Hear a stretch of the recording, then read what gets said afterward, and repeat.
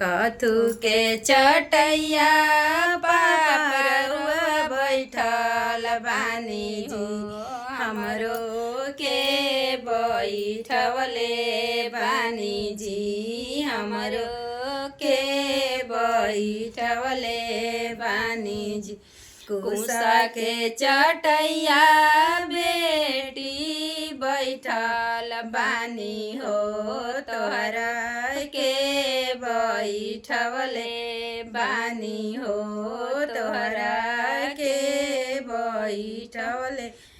बानी के कर हाथवा पापा धैले बानी हो के कर हाथवा छोड़ाव तनी हो के कर हाथवा छोड़ाव तनी आपन हाथवा बेटी दामादा के हाथवा बेटी धैले बानी हो यारन से धरवले बानी हो आपन हाथवा छोड़ाव तनी हो आपन हाथवा छोड़ाव तनी के कर घरवा पापा छोड़ाव तला हो के करा घरवा बसाव तला हो के करा परसौंप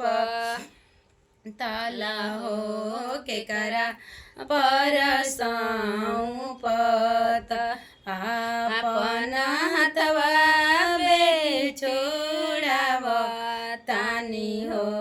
दमदा घरे सौंप तनी हो दमदा घरे सौंप तानी दमदाया सरवा बेटी बैठाव तानी हो उनके संगवा भेज तानी हो उनके संगवा भेज तानी कुश के चटैया पे परवा बैठल बानी हो हमरो के बैठवले बानी हो हमरो के बैठवले